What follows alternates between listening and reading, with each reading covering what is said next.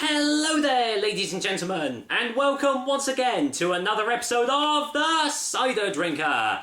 And I'm a little bit peed off with myself because I've just realised that I've just formatted my camera that I used to record, and I've just deleted two reviews that I did, and I didn't even save them onto my PC. One of them being Dudderston Perry, and the other one being from a local beer shop that I can get again. So technically, only just lost the Dudderston Perry review, but unfortunately, well, it's only myself to blame.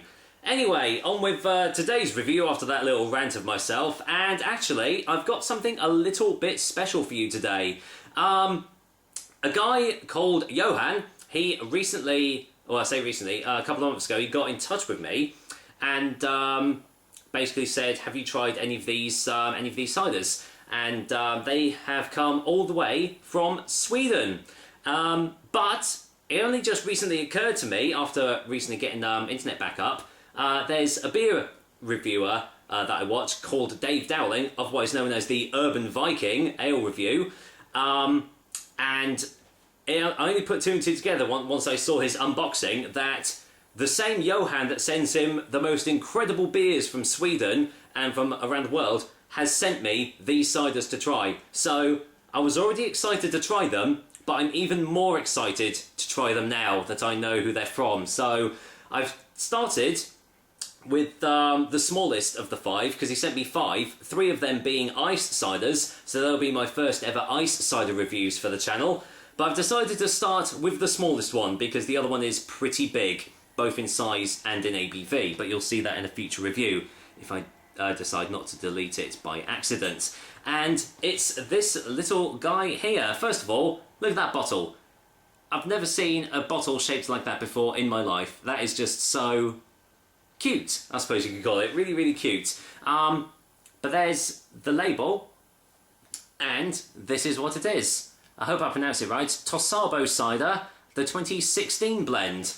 As you can see, 330ml glass bottle, should I say, comes in at 5.8% ABV, and unfortunately I don't have much more info on this one because their website is completely in Swedish. What I do know is it does use 100% apple juice, and I believe it is unfiltered as well.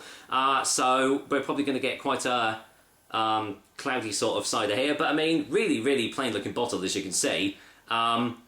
So yeah, I really don't know what to expect from this. Well, obviously I'm expecting better than what Sweden is more known for ciders, or should I say cider pops, because that is basically what they are. But as has been shown before, because I've had a few other ciders from Sweden, and they have been absolutely fantastic. So they can produce some absolutely amazing stuff. In fact, one of them is probably my favourite cider of all time. It's just that good. So I'm hoping this is going to be up there with them, but we're going to find out now. Let's get this top off and just see what I make of it. There we go. So it is a sparkling cider, so let's see what it smells like.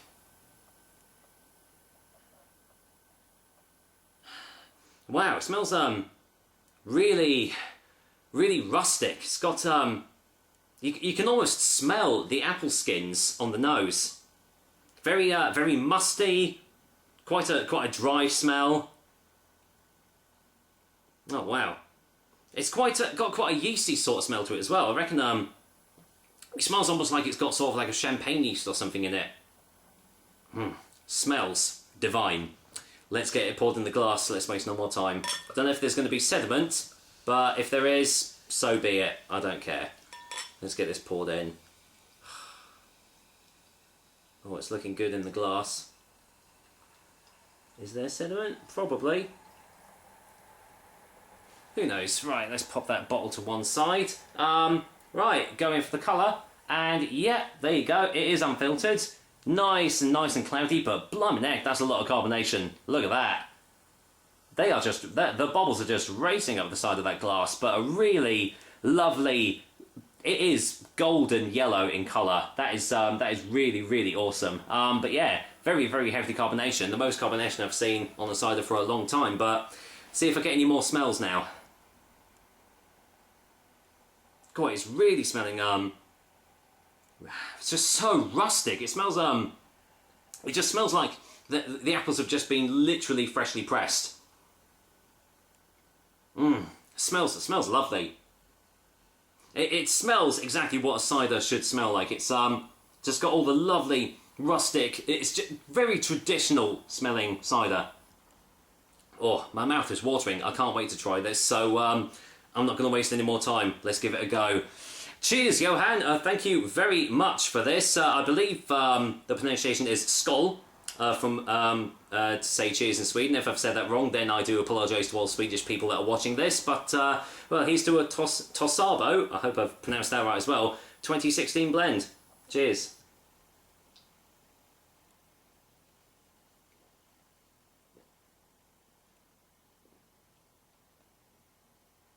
Wow. Oh, that is as dry as anything. Oh, wow. Let's get a second opinion.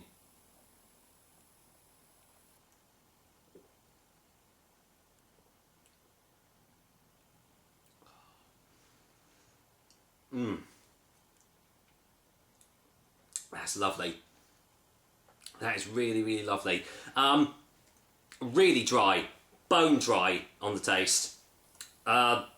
Sweet cider lovers, look away now. This is not the cider for you. Quite astringent and acidic on the initial taste as well, and got a really chalky, full consistency. Just the roof of my mouth is just rough as anything. It's like I've just just been walking through the desert for ages. But it's despite all this, I was just going for another sip actually.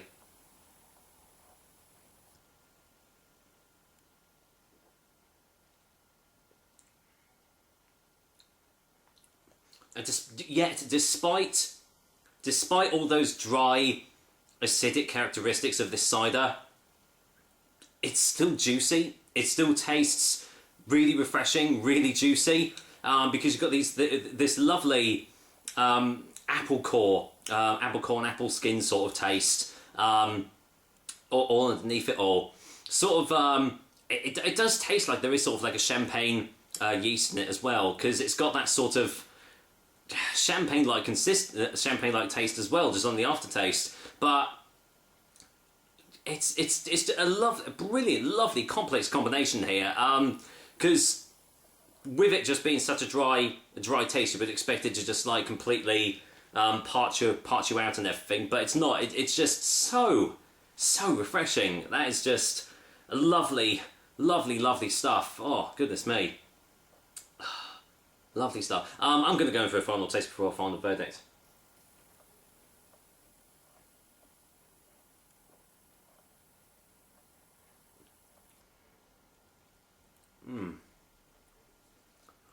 Oh, I could drink so much of that. That is amazing. Oh, every sip of this is just it's just getting juicier. It's getting fresher. And yet, still, the complex dryness and acidity is still there on the initial taste, but nothing about it is overpowering at all. As I said, it doesn't leave your mouth feeling parched. Yes, you do have a nice dry, chalky consistency on the roof of your mouth, but it's just the perfect combination of sweetness and juiciness and dryness. It just, I don't know what else there is to say. I'm just going to really, really take my time with that one and just enjoy it for everything it's worth, because that is extraordinary. I don't know how they've done it, but that is what a cider should taste like. For a final verdict, Tosarbo Cider 2016 blend, with that little logo there, is easily going to get a 9.5 out of 10, and the cider drinker seal of approval. Brilliant. Johan, thank you very much for sending this one to me. That is definitely up there with I forgot what the I've got it up on my drinks cabinet. I've loved it that much, but I think that's easily going to take pride of place with it, because it's up there with one of the best tasting ciders I've ever had. And again, it's from Sweden. It just shows you, don't trust the cider pops that are on the shelves. Because you drink that and you think, oh, well, Sweden's obviously not good for ciders. It is. This shows it, and the other one shows it as well. So yeah, just fantastic. I can't say anything else. That is another episode of the Cider Drinker for you guys. I hope you liked it, and as usual, I will be back with another delicious and tasty cider soon. Until then, well, I can't say anything else. This is amazing. Take care, guys. Until next time.